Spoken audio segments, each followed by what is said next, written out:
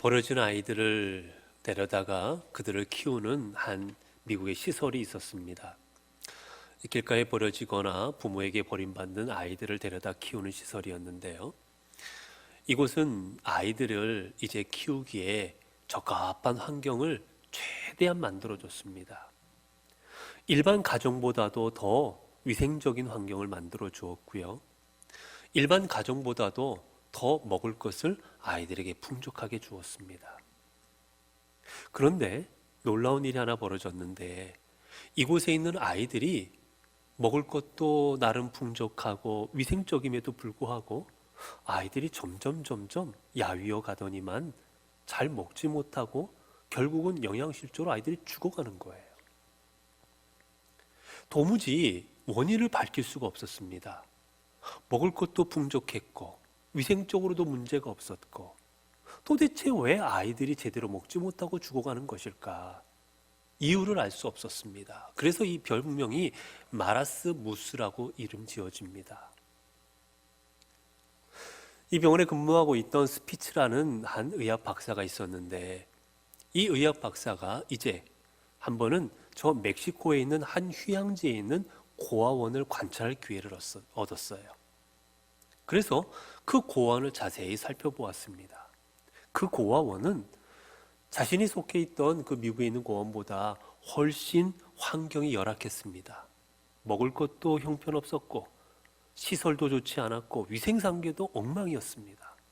그런데 놀라운 것은 이곳의 아이들이 훨씬 건강하다는 거예요. 이곳의 아이들이 더 잘 자라고 있더라는 겁니다. 사망률이 훨씬 낮은 거예요. 도대체 이유가 무엇일까? 열심히 관찰했습니다. 그리고 결국 답을 얻어냅니다. 이곳에 보니 자신들이 속해 있는 곳과 다른 점이 하나 있었는데 무엇이었냐면 이곳에는 동네 사람들이 자원봉사자라는 이름으로 조를 짜서 매일같이 와서 아이들을 돌보는 것이었습니다. 매일 와서 아이들과 놀아주기도 했고요. 아이들을 만져주기도 했고 아이들을 안아주기도 했고 아이들을 얼러주기도 하고 그 어린아이들을 매일같이 와서 만져주었던 거예요.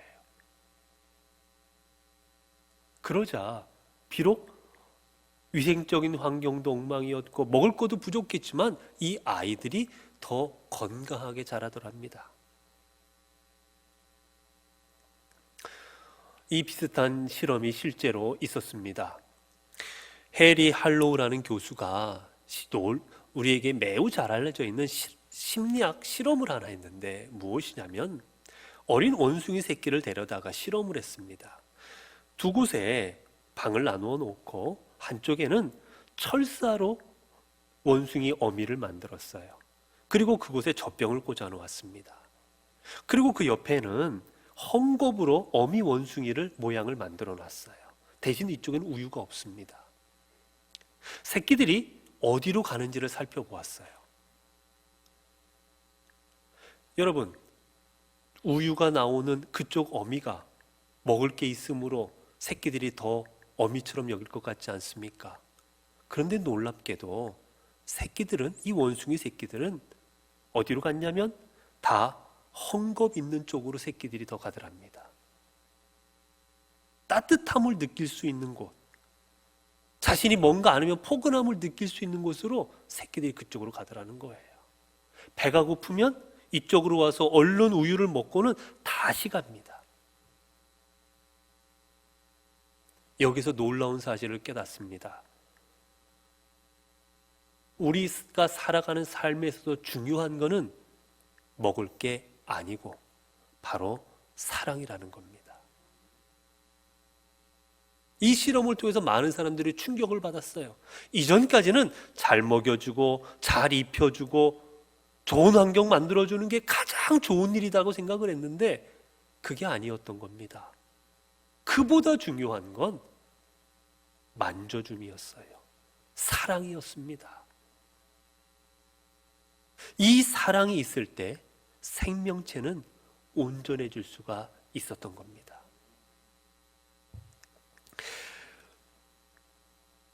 우리는 우리 삶에 이처럼 사랑이 있어야 되는 것을 알고 있지만 문제는 우리가 살아가는 이 시대는 점점 풍요로워지고 점점 먹을 거는 많아지고 점점 편리해지고 있지만 이 중요한 사랑이 점점 식어지고 있다는 거예요.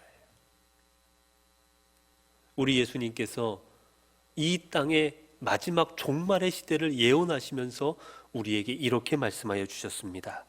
마태복음 24장 10절과 12절을 보면 그때 많은 사람이 실족하게 되어 서로 잡아주고 서로 미워하겠으며 불법이 성함으로 많은 사람의 사랑이 식어지리라. 예수님께서 이 땅의 말세를 이야기하시면서 하신 말씀이 무엇이냐? 너희들이 서로 미워할 것이다. 그리고 사람들의 사랑이 식어져 갈 것이라는 겁니다. 여러분, 말세는 다른 시대가 아닙니다. 사랑이 사라져가는 시대, 그 시대가 말세입니다. 왜 그렇습니까?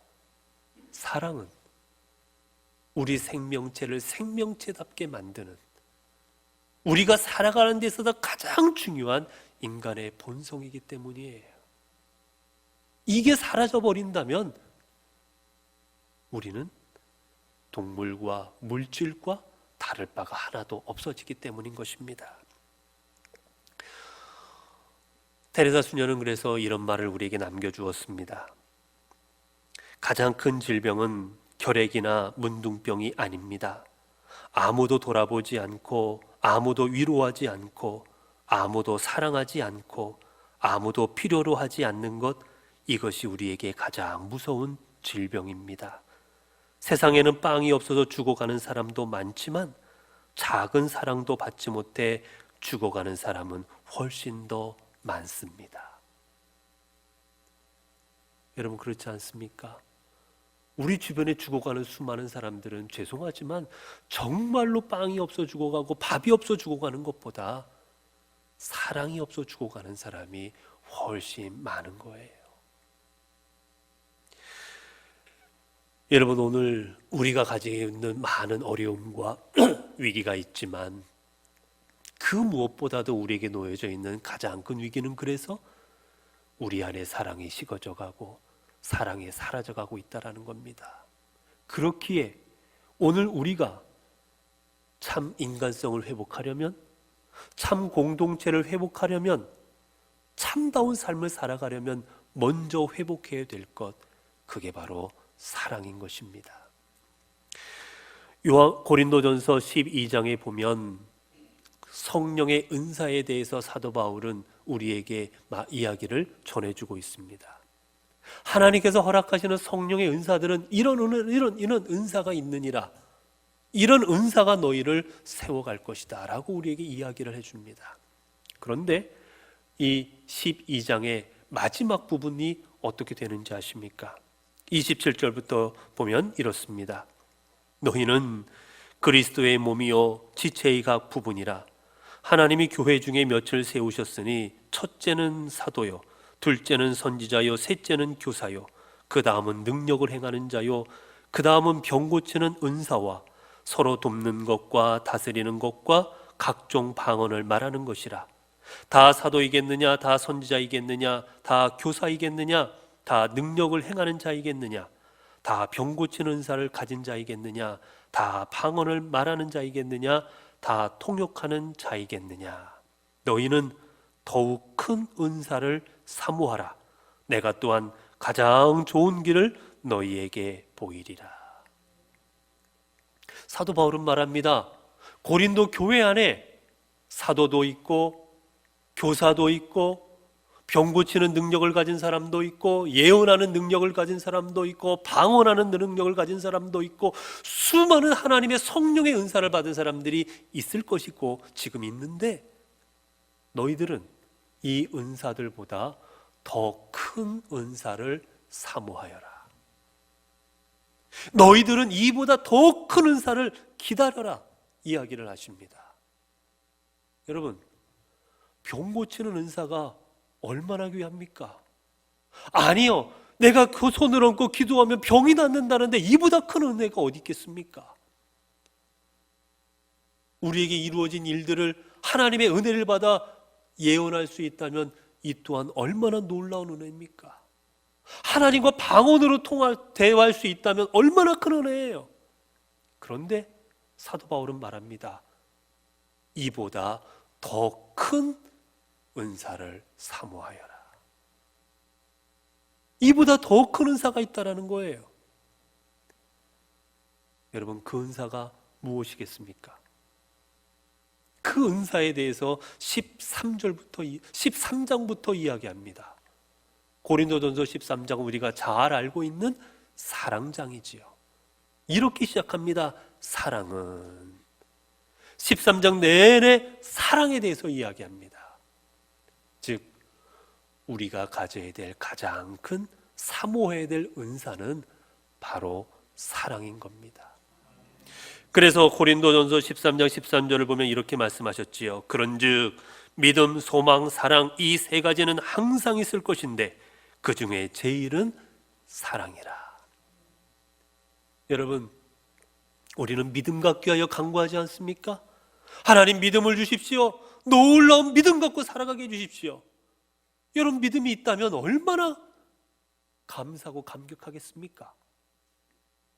사도 바울 같은 믿음, 모세와 같은 믿음, 다윗과 같은 믿음 얼마나 놀랍습니까? 그리고 소망이 있다면 내가 저 하늘나라의 소망을 가지고 말씀에 대한 소망을 가지고 살아갈 수 있다면 얼마나 감사하겠습니까? 이 또한 귀한데 이 세 가지가 항상 있을지라도 그 중에 제일은 사랑이라 하셨습니다. 고린도 교회 안에는 여러 은사를 가진 많은 사람들이 있었습니다. 병 고치는 은사를 가진 분도 있었고, 예언하는 분도 있었고, 기도하는 분도 있었고, 방언하는 분도 있었고, 수많은 은사를 가진 사람들이 있었어요. 그런데 그들 가운데 사랑이 없자 어떤 일이 벌어졌는지 아십니까? 사랑 없이 예언하고, 사랑 없이 방언하고, 사랑 없이 병을 고치자 어떤 일들이 이루어졌느냐? 서로 다투기 시작하는 겁니다. 하나님께서 허락하신 은사를 가지고 다투는 거예요. 내가 가진 은사가 가장 크다. 병 고치는 은사가 가장 하나님이 주신 은사 중에 크다. 아니다. 예언하는 은사가 크다. 아니다. 통역하는 은사가 크다. 방언하는 은사가 크다. 서로 싸우는 겁니다. 하나님께서 귀한 은사를 주셨건만 그 은사를 가지고 하나님의 영광 나타내는 것이 아니라 서로 내가 받은 게 크다, 내가 더 높다고 서로 싸우기 시작했던 거예요. 그래서 사도 바울을 통해 주님 말씀하시는 것입니다. 그 모든 은사보다 더 큰 은사를 사모하여라. 이 은사가 없다면 너희에게 주어진 은사는 아무것도 아니라는 거지요. 여러분, 왜 사랑이 가장 큰 은사겠습니까? 왜 사랑이 어떤 것보다도 가장 위대한 은사입니까? 먼저는 사랑이 우리를 온전한 그리스도인으로 만들기 때문입니다. 앞서 보신 것처럼 병을 고치는 은사를 받았고, 기도의 은사를 받았고, 예언의 은사를 받았고, 수많은 은사를 가지고 놀라운 일을 했지만 여러분, 그럼에도 불구하고 온전한 그리스도인이 되지를 못합니다. 왜요? 그 안에 사랑이 없었기 때문이에요. 여러분, 돌이켜 보십시오. 사랑이 없다면 온전한 부모가 될 수 있겠습니까? 자식을 사랑하지 않은 부모라면 그 부모가 온전한 부모가 될 수 있겠어요? 오늘 우리 주변에 벌어지는 일을 보십시오. 정인이 사건과 수많은 사건들을 통하여 2달밖에 안 되고 그리고 2년밖에 안 된 그 어린 생명들을 부모의 손으로 죽이는 일이 일어나지 않습니까? 생물학적 부모는라고 해서 다 부모가 되는 게 아닌 거예요. 진정한 부모는 자식을 내 목숨 바쳐 사랑할 수 있는 그 사랑이 있을 때 진정한 부모가 되는 겁니다. 여러분, 스승이라고 다 스승입니까? 제자에 대한, 학생들에 대한 사랑을 가진 선생님이, 그 스승이 진정한 스승인 거예요. 여러분, 친구라고 다 친구입니까? 아닙니다. 나를 사랑하는 친구, 사랑을 가지고 상대방을 대하는 그 친구가 진정한 친구가 될 수 있는 겁니다. 우리 믿음 생활도 마찬가지입니다. 여러분, 내가 믿음 없이 예배드리고, 내가 사랑 없이 예배드리고 있다면, 이 자리에 나와서 하나님에 대한 사랑이 없이 예배를 드리고 있고, 우리가 주변 사람들에 대한 사랑이 없이 예배를 드리고 있다면, 여러분, 하나님께서 예배를 기뻐 받으시라 생각하십니까? 내가 사랑이 없이 기도하고 있다면, 사랑하지 않고 기도하고 있다면, 그 기도 하나님이 기뻐하시라 생각하십니까? 내가 사랑 없이 봉사하고 있다면, 내가 사랑 없이 헌신하고 있다면, 내가 사랑 없이 찬송하고 있다면, 여러분, 그 찬송과 기도가 온전하리라 생각하십니까? 사랑이 담긴 헌신, 사랑이 담긴 찬송, 사랑이 담긴 봉사와 예배가 하나님께서 기뻐 받으시는 겁니다. 그렇기에 여러분, 이 사랑이 우리를 온전히 주님의 사람으로, 믿음의 사람으로 만들기에 우리는 우리 안에 사랑이 있어야 되고, 이 사랑이 가장 큰 은사인 겁니다. 그리고 또한 왜 사랑이 가장 큰 은사입니까? 하나님은 사랑이시기 때문입니다. 여러분, 우리는 하나님을 섬기는, 하나님을 따르는 자들입니다. 하나님을 따르는 자라는 것은 하나님이 가신 길을 간다는 거예요. 예수 그리스도가 가신 길을 걸어가는 사람입니다. 주님이 어떠한 삶을 사셨습니까?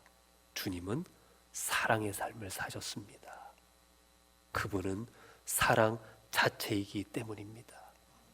그래서 요한 사도는 요한일서 4장 7절을 통해 이렇게 말씀하셨습니다. 사랑하는 자들아, 우리가 서로 사랑하자. 사랑은 하나님께 속한 것이니 사랑하는 자마다 하나님으로부터 나서 하나님을 알고, 사랑하지 아니하는 자는 하나님을 알지 못하나니 이는 하나님은 사랑이심이라. 하나님을 믿는 자, 하나님을 알고 하나님을 섬기는 자는 하나님을 사랑하고 서로 사랑하는 거예요. 그 삶을 살 때 우리는 온전히 주님을 섬기는 자로 살아갈 수가 있는 것입니다. 다르게 말하면 서로 사랑하지 아니하면 하나님을 알 수 없는 겁니다. 서로 사랑하지 아니하면 하나님을 믿지 아니하는 겁니다. 또한 왜 사랑이 가장 큰 은사가 될 수밖에 없습니까? 바로 사랑은 하나님께서 우리에게 주신 가장 큰 계명이기 때문입니다. 주님께서 마태복음 22장 37절을 통해 이렇게 말씀하십니다. 예수께서 이르시되 내 마음을 다하고 목숨을 다하고 뜻을 다하여 주 너희 하나님을 사랑하라 하셨으니 이것이 크고 첫째 되는 계명이요 둘째도 그와 같으니 내 이웃을 내 자신과 같이 사랑하라 하셨으니 이 두 계명이 온 율법과 선지자의 강령이니라. 우리 주님께서는 우리가 이 땅을 살아가면서 지켜야 될 그 계명을 한 단어로 말씀하여 주셨습니다. 그건 바로 사랑이다. 하나님을 사랑하고 이웃을 사랑해라. 이게 바로 하나님이 너희에게 주시는 명령이라는 겁니다. 근데 여러분, 왜 주님께서 이 말씀을 유대인들에게 하셨을까? 유대인들은 이 말씀을 이미 알고 있었습니다. 이 내용을 누구보다도 잘 알고 있었어요. 왜입니까? 10계명이 그들에게 주어졌는데 10계명이 1계명부터 4계명은 하나님에 대한 것이요 5계명부터 10계명까지는 이웃에 대한 것이었기에 그것을 요약하면 하나님 사랑, 이웃 사랑이었기 때문입니다. 이미 너무나도 잘 알고 있는 내용이었어요. 근데 주님께서 이 말씀을 하시는 그 놀라운 비밀은 여기 있습니다. 둘째도 그와 같으니. 유대인들은 하나님을 사랑하는 게 첫째이니 이 첫째만 하면 둘째는 어떻게 돼도 상관없다라고 생각했습니다. 첫째 하나님을 사랑하는 것으로 인하여 이웃을 사랑하는 것은 때로는 못해도 된다라고 생각했던 거예요. 구체적으로 말하면 이들은 자신의 부모에게 해야 될 것, 이웃에게 해야 될 것들, 그 계명들이 있는데 그때마다 내가 이것을 하나님께 드렸습니다라고 말을 하면 하나님을 사랑하기에 하나님 앞에 바쳤습니다 하면 부모를 공경하고 부모를 사랑해야 되고 이웃을 사랑해야 되는 것들은 안 해도 되는 것으로 그렇게 그들은 이해하고 말았습니다. 이에 주님은 말씀하십니다. 둘째도 그와 같으니. 이거는 같다라는 겁니다. 하나님 사랑, 이웃 사랑이 높낮이가 있는 게 아니라 같은 거라는 거예요. 같은 계명이라는 겁니다. 왜 같은 계명입니까? 요한일서 4장 20절에서 이렇게 말씀하십니다. 누구든지 하나님을 사랑하노라 하고 그 형제를 미워하면 이는 거짓말하는 자니 보는 바 그 형제를 사랑하지 아니하는 자는 보지 못하는 바 하나님을 사랑할 수 없느니라. 우리가 이 계명을 주께 받았으니 하나님을 사랑하는 자는 또한 그 형제를 사랑할지니라. 주님 명백하게 말씀하십니다. 내 이웃을 사랑하는 자만이 하나님을 사랑하는 자이니라. 이웃을 사랑하지 않고 하나님을 사랑한다는 것은 거짓말하는 것이니라. 그렇기에 하나님 사랑과 이웃 사랑이 높낮이가 있는 게 아니라 같이 할 수밖에 없다라는 거예요. 그렇기에 우리가 사모해야 될 가장 큰 은사가 바로 사랑인 겁니다. 오늘 본문에서도 마찬가지입니다. 주님께서는 베드로의 삶을 회복시키시고자 갈릴리에서 고기 잡고 있던 베드로에게 다가오십니다. 그에게 찾아온 주님께서는 베드로에게 질문하시지요.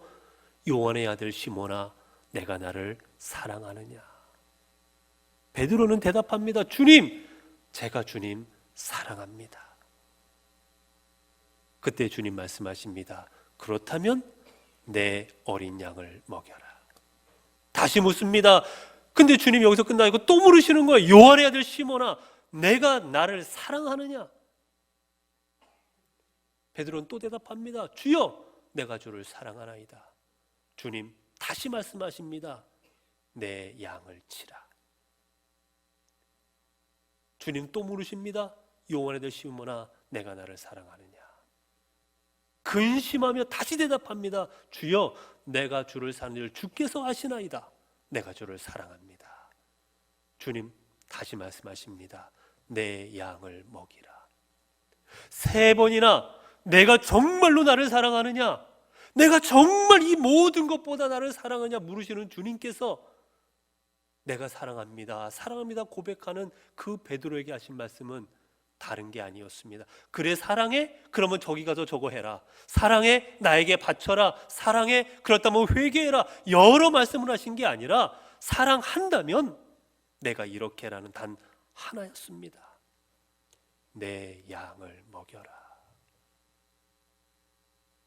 내가 내게 준 내 사람들, 내 성도들, 그들을 먹여라.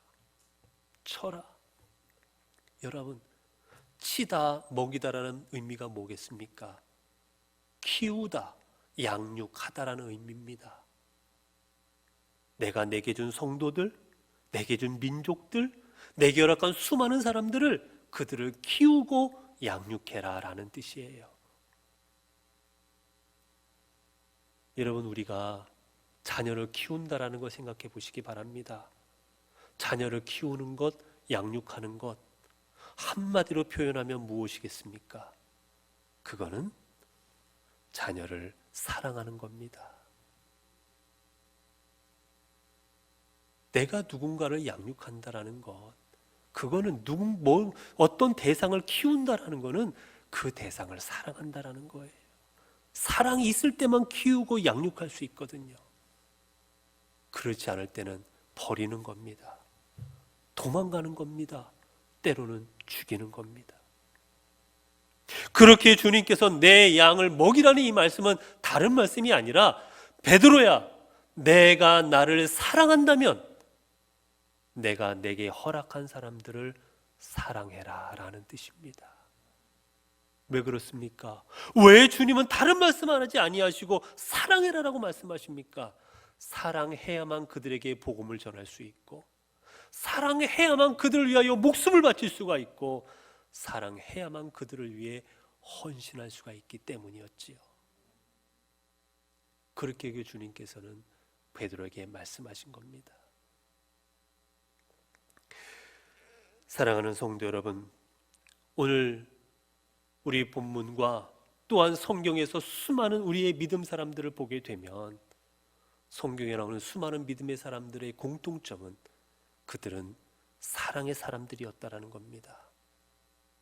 모세는 자신의 민족을 사랑했습니다.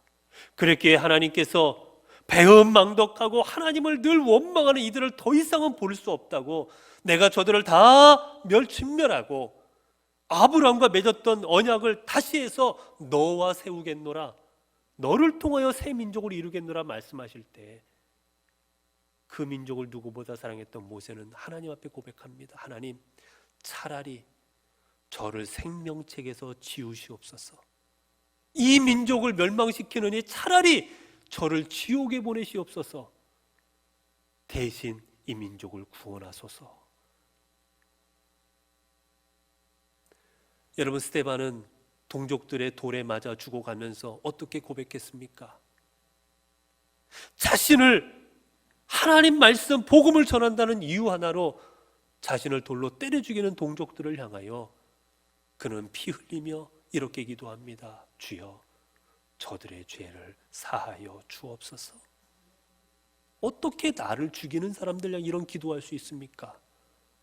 그건 바로 그들을 사랑하기 때문입니다.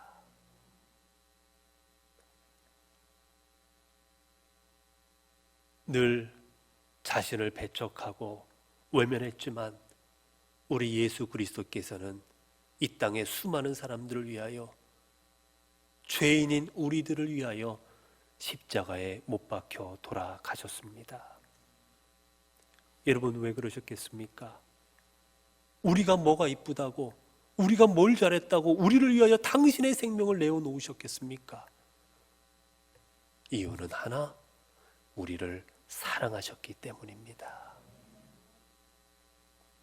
그 십자가의 사랑이 있었기에 우리를 위해 모든 걸 내려놓으시고 그 고통과 그 모욕과 그 모든 것을 감내하셨던 것이지요.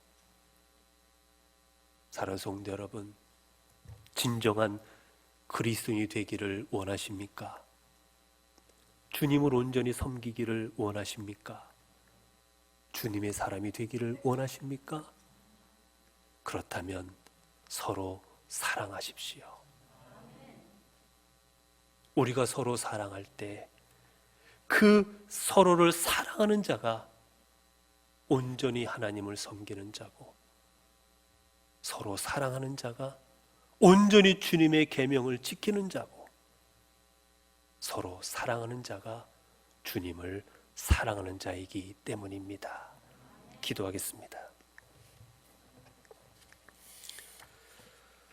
은혜로우신 하나님, 우리는 늘 이분은 내가 주님 사랑합니다, 그리고 생각으로도 나는 주님을 사랑하고 있습니다 라며 생활하고 있습니다.